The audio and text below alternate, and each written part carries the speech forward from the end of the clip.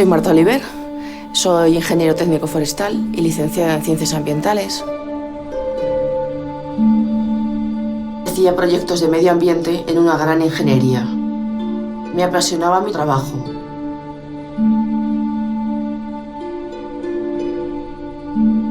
Fue un duro golpe cuando me dieron la incapacidad. Una incapacidad permanente absoluta, lo que significa que ya no soy apta para ningún tipo de trabajo. Me sentía, y todavía me siento, como una inútil y una fracasada, como un parásito para la sociedad. Yo he sufrido varios hechos muy traumáticos en mi vida. Uno de ellos fue el atentado del 11M y otro, el último, ocurrió hace 5 años. Fue un hecho muy traumático donde estuve a punto de perder la vida y perdí a un ser muy querido. Como consecuencia, padezco trastorno de estrés postraumático, trastorno de personalidad, duelo patológico y depresión mayor. Todo esto se me ha agudizado con la pandemia. Y hace muchos meses que solo salgo de casa para ir al médico o a la psicóloga. Mi marido va a hacer la compra y hacer las gestiones. No es el miedo al COVID lo que me asusta, sino un miedo irracional que no puedo explicar.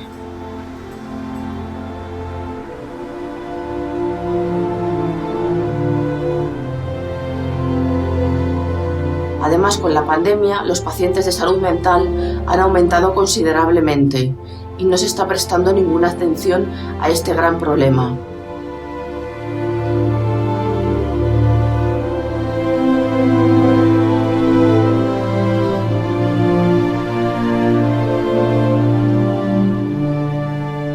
¿Paso turno de palabra? ¿O... Sí. Vale. Pedro, ibas tú. Sí. Mira, yo quiero decir que es verdad que cuando hay una crisis grande a nivel social, hay cambios. Se dice que muere lo viejo y nace lo nuevo, pero no siempre ocurre, no siempre es así. O sea, una pandemia como esta, yo no sé si la gente saldrá cambiada.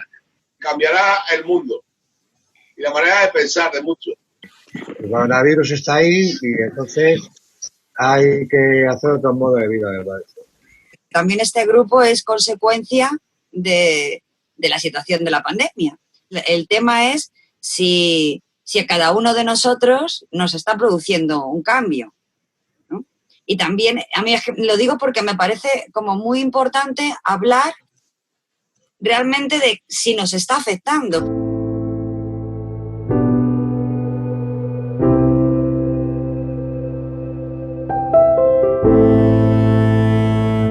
La pandemia de la COVID-19 ha provocado heridas profundas. El aluvión de fallecimientos, el miedo al contagio, la soledad. La salud mental se ha resentido. En los peores momentos, el único refugio ha sido compartir las emociones.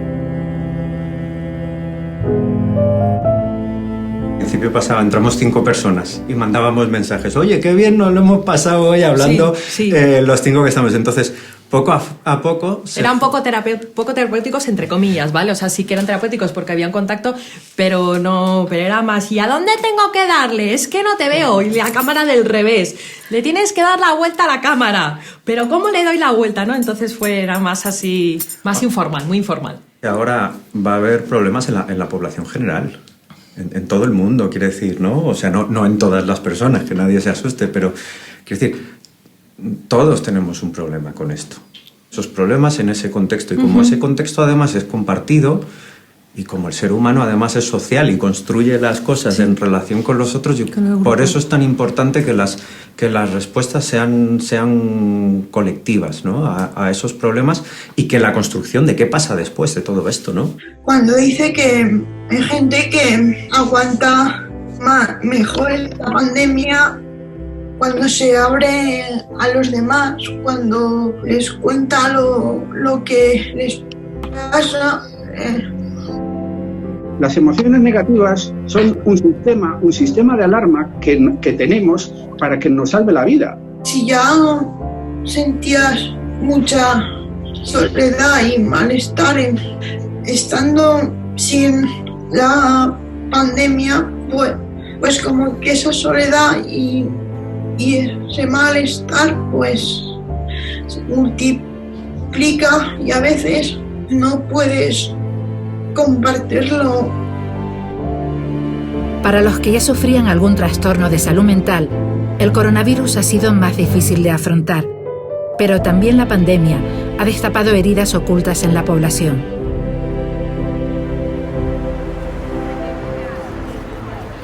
La fuerza del COVID-19, con todo lo que supone de desconocimiento, de algo imprevisto, está sacando precisamente todos los problemas, sobre todo de pérdidas que han sido antiguas y que no han estado elaboradas ahora a la superficie. Estas pérdidas suelen estar asociadas mucho, sobre todo, a aspectos depresivos y aspectos ansiosos. Las pérdidas y los duelos no solamente son muertes, son separaciones de vínculos, son también pérdidas de trabajo, son también cambios de países, cambios en el ciclo vital. Todo eso son pérdidas, ¿no? La forma en que las personas han ido haciendo eso a lo largo de la vida va a ser muy determinante para cómo gestionar ahora, en una situación de emergencia como es el COVID, esta elaboración.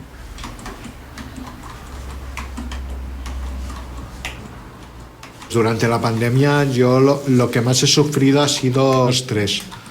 Estrés porque tienes ganas de salir, tienes ganas de abrazar a tus familiares y tal. Que yo soy una persona muy que enseguida doy abrazos y doy besos y tal. Entonces eso lo he echado en falta. Las asociaciones de salud mental han velado por mantener la comunicación entre sus miembros, mediante terapias y actividades a distancia. En esto, la familia también ha sido fundamental.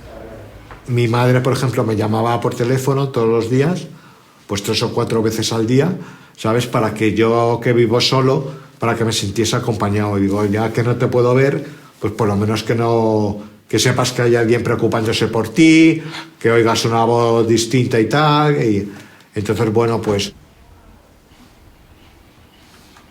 yo ya tenía mala relación con los vecinos, daba golpes al ordenador, por ejemplo, me peleaba con mi familia, tenía muchas discusiones y tal. El psiquiatra detectó que tenía un problema de salud mental, en este caso trastorno de personalidad paranoide. Al principio y tal, cuando te diagnostican un problema de salud mental, no gusta. No gusta porque tienes el miedo al rechazo de la sociedad, ¿no? Me van a ver como un bicho raro. De hecho, yo creo que hay mucha gente que todavía sigue viendo a los enfermos mentales como esas películas de Viernes 13, ¿no? Que son un tío con una careta que va con un hacha persiguiendo a los demás y tal. Digo, no somos así.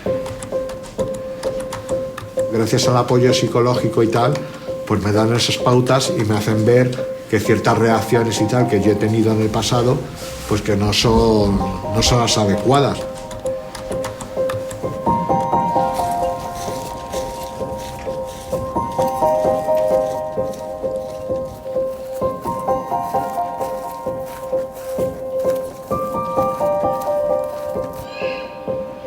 Se están generando muchos episodios tanto de ansiedad en la población en general como de depresión, de ansiedad por la cantidad de proyectos truncados, la situación de precariedad. La situación de precariedad está provocando muchísimos conflictos.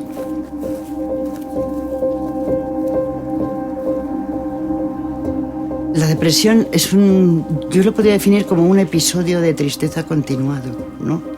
Una falta de deseo. Para mí, que yo era una persona que siempre decía, necesito 6 vidas para hacer lo que quiero, de repente no tenía deseo de nada.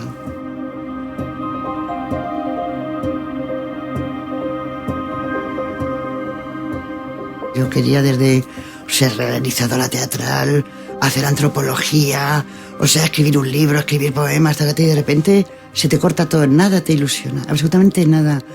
Y es dificilísimo levantar un deseo, una ilusión.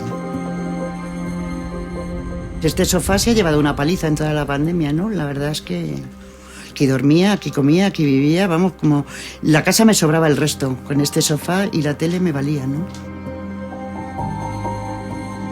Hace 35 años, con la reforma psiquiátrica, las rejas de los manicomios se abrieron y a los pacientes se les reconoció por ley el derecho a recibir una atención adecuada. Los familiares crearon asociaciones para mejorar las condiciones de los afectados Desde entonces, Ana ha trabajado por visibilizar y eliminar el estigma sobre la enfermedad mental. Aprendiendo a convivir, aprendiendo a distinguir enfermedad de enfermo, aprendiendo a hablar, las cosas en las familias mejoran mucho. Ahora, una buena parte de la asociación la dirigen personas con trastornos mentales graves. Estoy hablando de esquizofrenia, trastornos bipolares, trastornos de personalidad, y dirigen ellos. Como cualquier persona adulta, las personas con trastornos mentales lo que quieren es una autonomía personal para sobrevivir.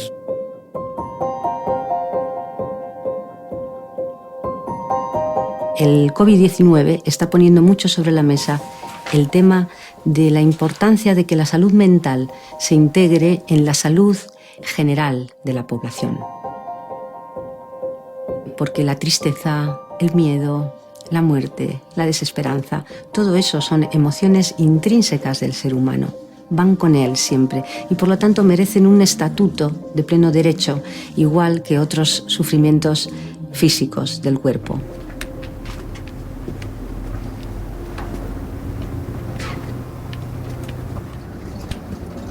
Pues he sido peón de jardinero, he sido capataz, cargando las máquinas, cargando los coches. He sido mozo de varios departamentos de un centro comercial muy grande de este país y luego después, bueno, conserje, en fin. Siempre he estado con trabajos físicos y poco cualificados, en verdad. Pero eso me ha llevado a una situación física deplorable. Y eso me lleva a andar doblado. Detrás de una enfermedad mental se esconde con frecuencia una experiencia dolorosa. Yo viví un trauma de 1 año y medio que me dejó marcado para siempre, hasta ahora. Me provocó un trauma el que abusaban sexualmente de mí. Yo no entendí lo que pasaba. Y a partir de los 24, cuando empezaba a madurar un poquito, edad más o menos, pues se manifiesta ya más claramente mi malestar, ¿no? Mi sufrimiento subjetivo, como yo lo llamo también. Y eso mismo me encierra en una soledad pues difícil y trabajosa para mí. La pandemia lo que nos hace es que yo vuelvo a tener síntomas y a los más débiles siempre les da caña, ¿no? Les saca lo más negativo, porque la pandemia lo que hace es que aísla, deteriora las relaciones humanas, hay aislamiento, hay dolor. Emocionalmente ahí pues se remueven cosas, ¿no?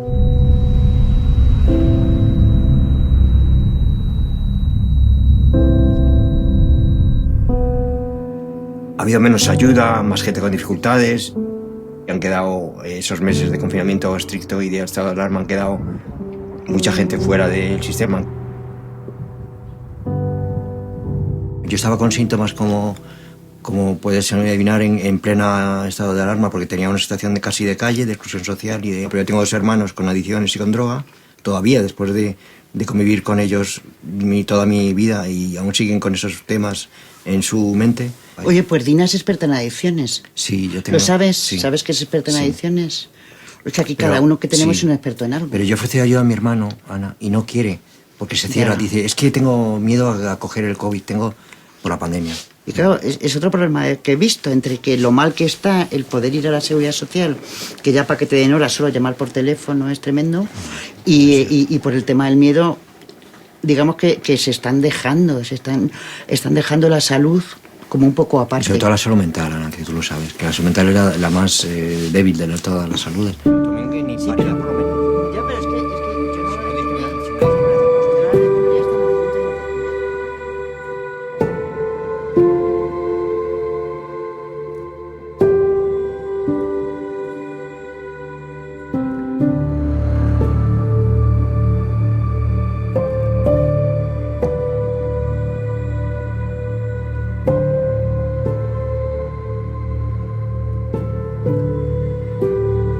Fue inesperado, nos vimos envueltos en una situación que era inabarcable, porque fue como un tsunami, llegó, impactó y es que no había forma de abordarlo. Entonces pues yo creo que hicimos lo que pudimos, con paciencia, con esfuerzo, mucho esfuerzo, físico, psicológico sobre todo, y nada, era pues el día a día, porque como tampoco veíamos ni por ahora vemos un fin, pues vamos día a día y cuando acabe, acabó.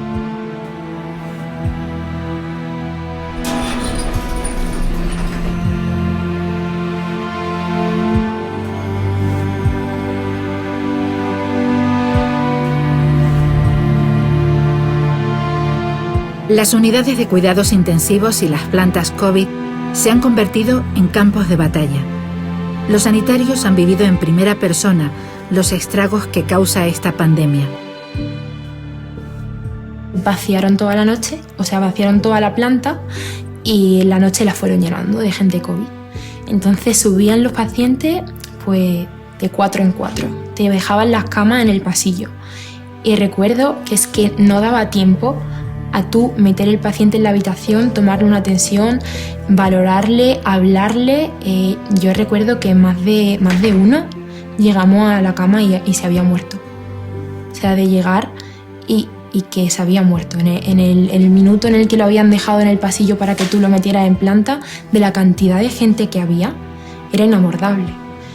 Luego de que se muera un paciente y estar horas en la habitación compartiendo habitación con otro paciente vivo y que el mortuorio del hospital estuviera lleno y no hubiera forma de bajarse el cadáver de ahí, y luego la gente sola que te diga por favor no quiero que me dejes solo, quédate conmigo porque tengo mucho miedo, y tú tienes 10 pacientes más que atender, no puedes dedicarle el tiempo que te gustaría.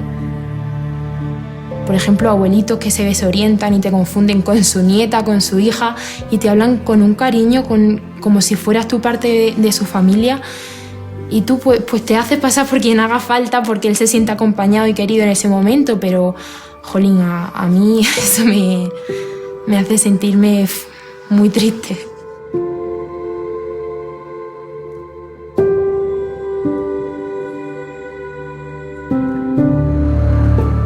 Cuando me pasa algo de eso y me veo con muchas ganas de llorar, normalmente si consigo aguantarme las lágrimas es hasta que salgo de la habitación. Luego pues ya es que no se puede frenar porque es que es una emoción tan grande, entonces pues llora y punto.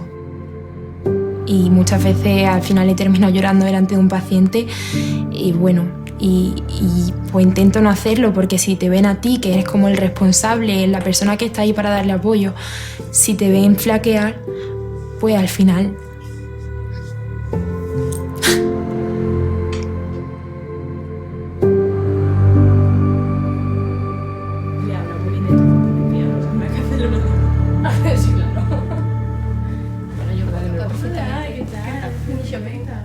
Son enfermeras como ella. Ninguna tenía casi experiencia laboral y han empezado en el peor momento de la pandemia. Un reto profesional, pero también mental. Pues, a ver, yo he tenido que ir al psicólogo y sigo yendo, de hecho, sobre todo la ansiedad. O sea, me creó un estrés y un nivel de miedo irracional. La gente está muy quemada, la gente está harta. Hay gente, muchísimos compañeros que se ha dado la baja psicológica y es algo que es totalmente entendible porque el nivel de estrés y el nivel de responsabilidad es que no cede.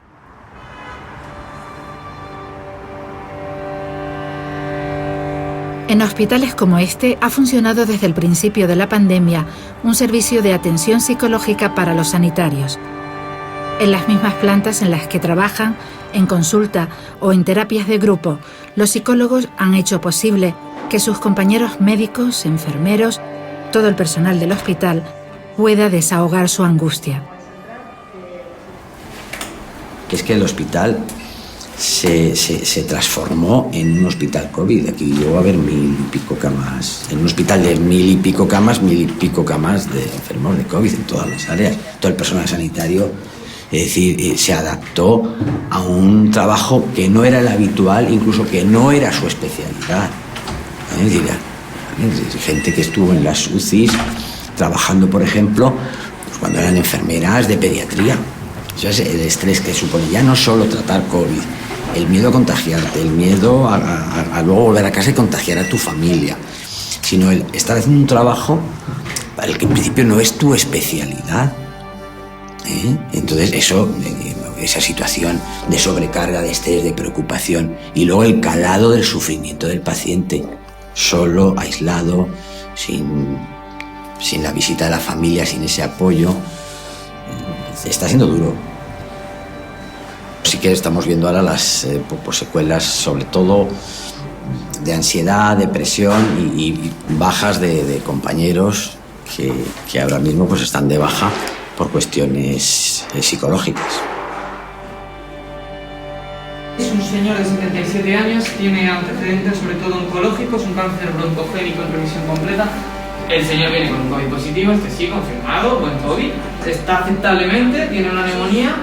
No olvidemos que hasta los soldados de la guerra que estaban en primera línea solían tener cada X tiempo un cierto recambio. Es decir, que pasaban de primera línea a retaguardia y viceversa. Cosa que el personal sanitario no ha ocurrido porque no hay. Si seguimos así, un año más, no sé cómo vamos a estar. Pero el coste emocional del sanitario va a ser alto.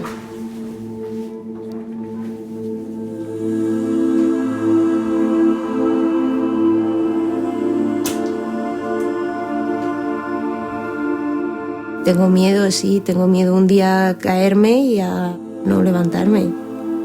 Tengo miedo a dormirme y no despertarme. Tengo miedo a que llamen a mis padres y les digan, oye, su hija está en la UCI o su hija se ha muerto. Tengo miedo, sí, pero no puedo evitar.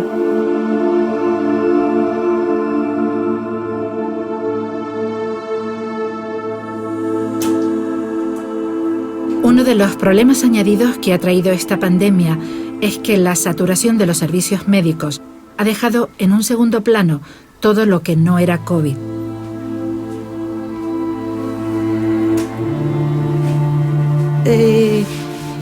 A mí que me venga un psiquiatra, un psicólogo, un nutricionista y me diga que vamos a tener una sesión online, es como... Vale.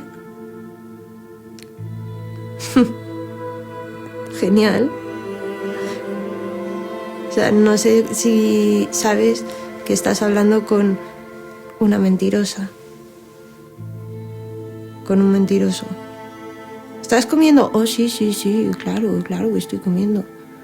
¿Cuánto pesas? Ah, pues peso X. Ah, bueno, pues muy bien, has subido de peso. Mentira. Mi diagnóstico es anorexia nerviosa restrictiva purgativa. La psiquiatría se ha olvidado. Hay muchos menos medios. O sea, es que en plantas enteras se han cerrado. La salud mental siempre ha sido la última de la fila. La sanidad privada es un negocio, pero la sanidad pública no ayuda en nada. No nos ayuda en nada. Nos tiene olvidadas y olvidado. Y el COVID no ha ayudado. La sociedad lo ve además como, pues eso, que somos unos caprichosos, que lo que queremos es estar flacos. No. Es una acumulación de traumas, de dolores, de sufrimientos, de haber fallado tanto a nosotros como a lo mejor a otros. No controlas el sentirte triste, el sentirte dolido, el sentirte culpable de hacerte y hacer daño a los demás. ¿Qué controlas? ¿Qué puedes controlar? La comida. Es castigo, totalmente castigo. Por eso las autolesiones, por eso las purgas, por eso los diuréticos, los laxantes, es castigo, es puro y duro castigo. ¿Quieres desaparecer?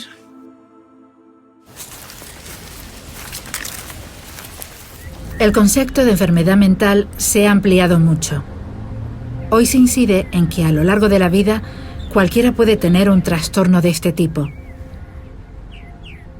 Hay personas que se han enfrentado a situaciones a lo largo de su vida muy adversas. Entonces, cuando nos enfrentamos a situaciones adversas, también generamos fortalezas. Todos tenemos nuestros propios recursos para mejorar, para sanar y se ponen en marcha de manera natural.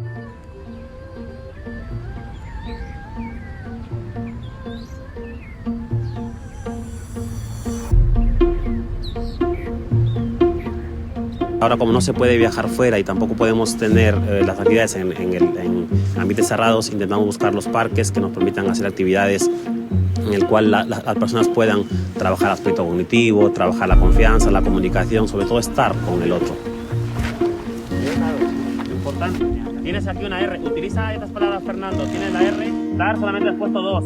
Aquí estamos un par de días entre semana y pasamos el rato pues haciendo juegos de agilidad mental o juegos de azar también. Pero bueno, por ejemplo, estamos jugando a este que es un juego de palabras, de encajar palabras para puntuar más o menos entre las personas que somos en la mesa. Creemos en la recuperación total y parcial de las personas, por eso trabajamos. Y las investigaciones en ese tiempo nos dicen que hay una recuperación. Lo que cuando yo estudié hace 2 décadas atrás, se decía que la enfermedad mental no se recuperaba, que eras enfermo para siempre. Y ahora con las nuevas investigaciones y con lo que estamos logrando, nos damos cuenta de que no, las enfermedades mentales también se pueden superar. Es vivir cada día. Lo emocionante de este trabajo es que intentamos que ellos sigan viviendo, porque también hay que recordar que muchos de nuestros chicos también se nos van por cuestiones obvias. La enfermedad mental tiene que ver con mejorar, pero también tiene que ver con ideas suicidas también. Y hay mucha gente que también llega a ese nivel. No poder salir a la calle durante el confinamiento fue un alivio para los que sienten temor al exterior. Hola, yo soy Alejandra Domínguez, tengo 23 años.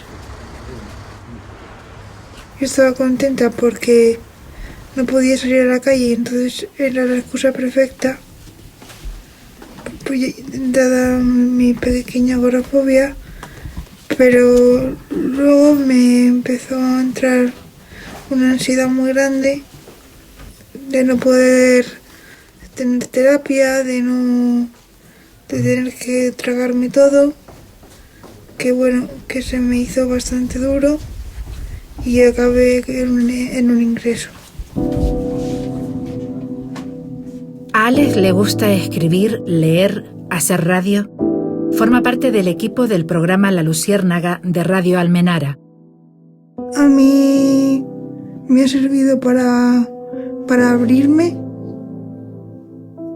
para poder expresar mis sentimientos a través de una radio, para quitarme parte de vergüenza y sobre todo que nunca lo había sentido, para sentir aceptación. Estoy aquí con mi padre, que está conmigo hoy aquí en la radio, y no sé, papá, ¿qué se siente al tener un hijo con un problema de salud mental? Pues, ¿qué se siente? Pues nada, al principio es preocupante porque como desconoces completamente este mundo,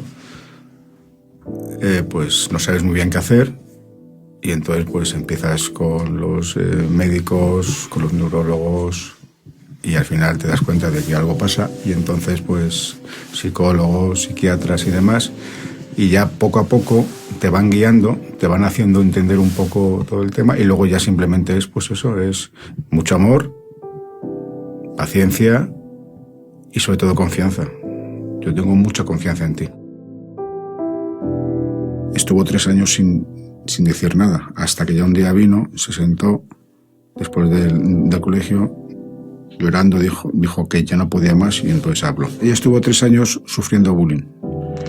Ella tiene un problema motriz leve en ese momento, y entonces pues la vieron rápidamente como alguien vulnerable, y como es tan buena, pues ella no le salía a defenderse de forma agresiva o de forma porque no le sale. 3 años aguantando humillaciones, risas, cosas bastante feas, y eso la dejó con una herida abierta enorme, y aún estamos pagando esas consecuencias. El colegio debería ser un espacio seguro donde ir tranquilo y aprender, no donde te sientas en una selva sin dirección y solitaria contra todo. con el bullying y con todo esto que le ha pasado, lo que le han destruido absolutamente es la autoestima. Porque ya no es que la tenga cero, es que esto la tiene en negativo. Entonces no se quiere a sí misma, ha tenido ideas peligrosas, ha hecho intentos peligrosos, gracias a Dios con poco éxito, por fortuna. Y si miramos la tasa de suicidio de los adolescentes, un rango muy alto es por el colegio. Aun cuando debería tener rencores y odios, también me enseña cuál es el camino correcto, porque vivir con rencor y con odio es un error, y ella desde luego no lo hace. Ella suele hablar poco cuando estamos en un grupo multifamiliar, y dijo: ayer mi padre me dijo que me quería mucho, se sentó al lado mío y me abrazó, y me sentí mejor que nunca en mi vida. Puede parecer una tontería, pero a mí fue como si me hubiera metido un chute de no sé de qué, pero me dejó sonado. Fue algo maravilloso. La mejoría está en uno mismo, pero sobre todo en la calidad humana de la gente que te ayuda. Es que lucha mucho. Es una persona luchadora, que se desanima también como todos, porque es humana, pero que recupera el ánimo, ¿no? Según la Organización Mundial de la Salud, 6 de cada 10 personas en Europa presenta apatía y desmotivación a causa de la pandemia. Esta fatiga pandémica no es otra que una fatiga emocional, ¿no? Y claro, la fatiga emocional también surge porque, claro, hay mucha desesperanza, hay mucha desconfianza y también pesimismo. Uno quiere hacer cosas, pero se ve incapaz de hacerlas, no por un impedimento físico, sino porque es muy cansado mentalmente hacerlo.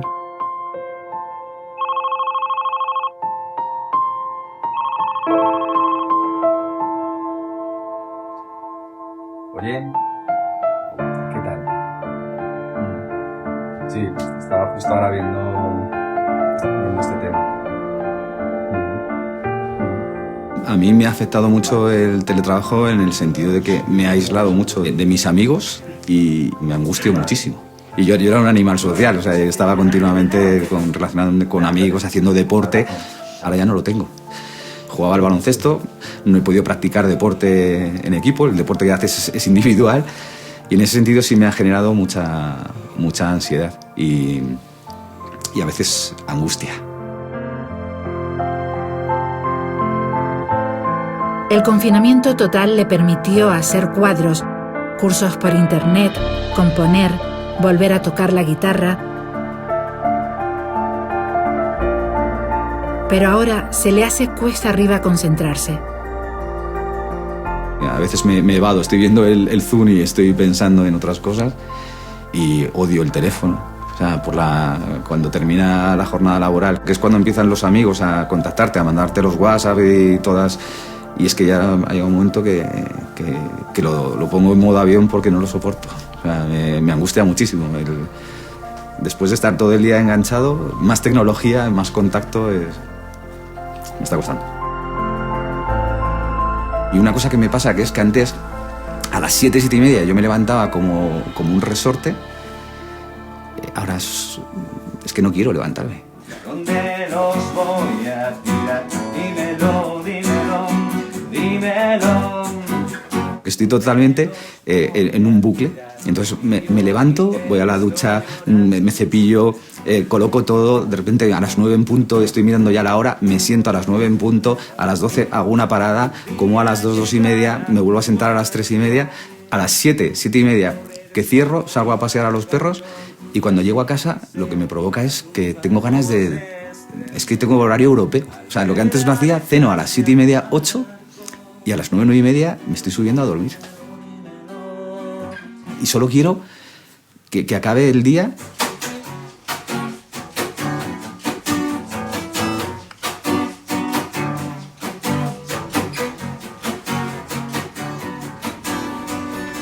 Son síntomas de la fatiga pandémica, que además provoca que se relajen las normas de seguridad.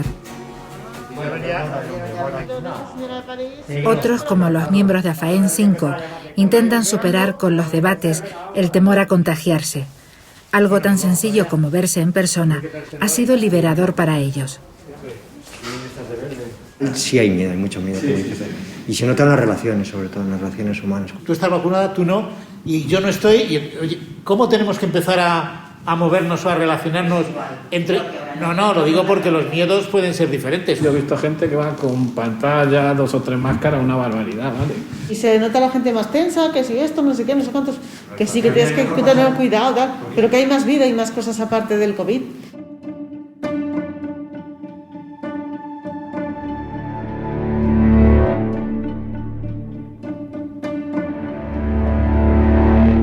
Somos 10 hermanos, 7 chicas y 3 chicos.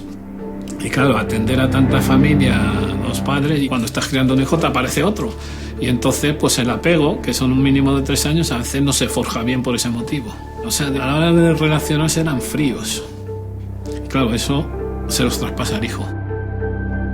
Mi sanación es, digamos, salir al mundo, que es lo que no... El tema de la esquizofrenia es que te mete dentro, entonces lo que hay que hacer es lo contrario, salir al mundo, y por eso la pandemia nos sienta tan mal, porque nos aísla y nos mete dentro. Hay gente que tiene prejuicios por los problemas de morbo que salen en la tele, han matado a no sé quién con trastorno mental, pero claro, lo que no dicen es que también sale en televisión que la gente normal, entre comillas, también comete homicidios y mata más que la gente que tiene un trastorno mental. Y no lo digo solo mirando estadísticas, es cuestión de mirar el telediario de vez en cuando. Aunque tengas esta enfermedad, digamos, no es que no puedas hacer vida normal, hay cierta discapacidad y limitación en eso, pero también hay una sobrecapacidad en otras cosas. Por ejemplo, claro, exposiciones de cuadros, llevo unas 15 y en fin, o sea, y llevo, como digo, 30 años trabajando, no es que sea ingeniero, pero vamos, un trabajador más, de barrendero, y bueno, y haciendo vida normal desde ahí. La personalidad no es algo estable, y eso es para cualquiera en cualquier momento de su vida puede declararse una enfermedad mental. Por ejemplo, yo qué sé, si vas con tu familia, tienes un accidente de coche y se mueren todos los hijos y quedas tú solo, pues ahí, aunque haya sido algo externo, digamos, tu personalidad de bebé se puede derrumbar y tener un bajón hasta una enfermedad mental. De eso no está nadie libre. Cuando estuvimos en Potes, en Asturias, Así con Benito, nuestro perro. Nuestro perro Beni, de la tierra como para coger algo y se ven los dedos. Una cosa muy chula que tiene. El sufrimiento es, por lo menos en mi caso, te vienen muchos pensamientos, ¿no? Que tú sabes que no son normales y dices, y si hago esto y este miedo que me entra y le das vueltas, ¿no? O sea, es como una idea, ¿no? Que muchas veces te da y sabes que la tienes que parar en seco. Dices, esto hasta aquí. Pues a mí, por ejemplo, me pasa muchas veces que me viene una cosa, pues me pongo a hacer otra y ya se me va. Bueno, por lo que te preguntaba antes. Además de traumas vividos, a veces la genética también pesa a la hora de desarrollar una enfermedad mental. No sentirse solo y llevar una vida como la de cualquiera es básico para seguir adelante. Los padres son el primer apoyo. Me llama por teléfono y que yo reconozca que tengo esta enfermedad, que me tengo que cuidar, eso es una cosa que es paso a paso y tiene su trabajo cada día. Nosotros ya sabes que somos partidarios de no decir esta persona es esquizofrénica, esta persona es bipolar, sino que nosotros procuramos decir es una persona con un problema de salud mental y entonces lo generalizamos para no ponerle la etiqueta. Le diagnosticaron a mi hermana y le dijeron que al ser gemelas, que al año había un 50% de posibilidades que yo pusiera tener la enfermedad. Yo un día, pasando más o menos ese año, pues resulta que me empezó a encontrar mal, que una noche, que no dormía, y le dije, pues vamos a ver al especialista, que nos lleva a las 2. Y a partir de ahí, pues el camino. También he tenido la suerte de que por lo menos con poca medicación, una vez que estoy bien, ya está. Sí, es complicado eso. El mayor problema de la salud mental es que se sienten sin herramientas y encima no comprendidas y encima aisladas. Uno de los efectos que ha traído esta pandemia, en este caso hay uno positivo. He tenido la sensación de que sobre todo en la cercanía, que las personas en general como que comprenden un poco más un trastorno de salud mental.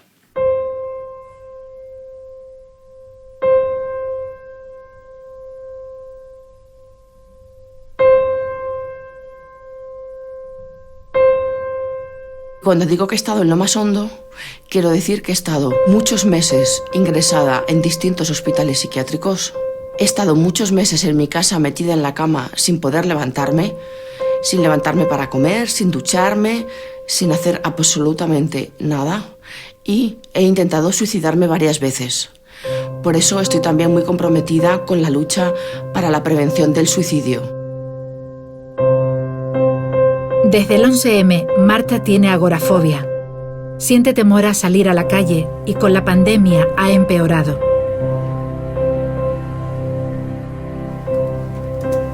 Para visibilizar la enfermedad mental, ha escrito un libro titulado El muro de cristal. Durante 10 años no le conté a nadie, ni siquiera a mi familia, lo que había ocurrido el día del atentado y lo que había visto. Me lo guardé todo para mí.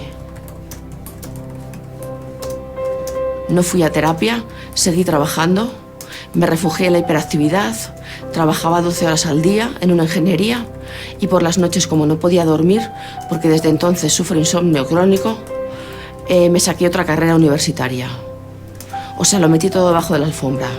Y por otro trauma que tuve hace 5 años, cuando, mientras estaba dando a luz, mi bebé nació muerto y todavía no me he recuperado, ni mi marido ni yo. Me he acostumbrado a estar en casa y ahora me resulta todavía más difícil que antes de la pandemia el salir a la calle.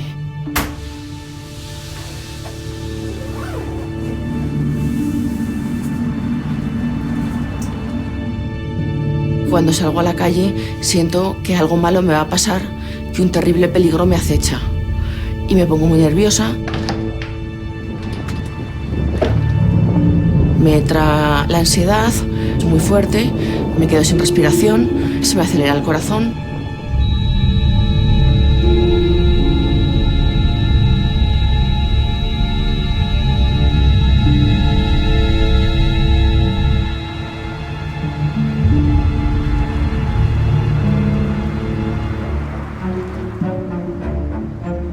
A mí las estancias en los hospitales psiquiátricos, en su gran mayoría, me han traumatizado por cómo me han tratado. Todavía se siguen utilizando las contenciones, que es que te atan a la cama, y en ocasiones por falta de recursos de personal psiquiátrico me han tenido retenida a la cama y atada durante más de 24 horas. Me parece totalmente injusto, cruel e inhumano. Todo esto hay que cambiarlo. No hay medios ahora mismo en la sanidad pública, no hay medios. Empezando por atención primaria, que es donde yo creo que el médico de cabecera, el más cercano, debería detectar estos primeros síntomas.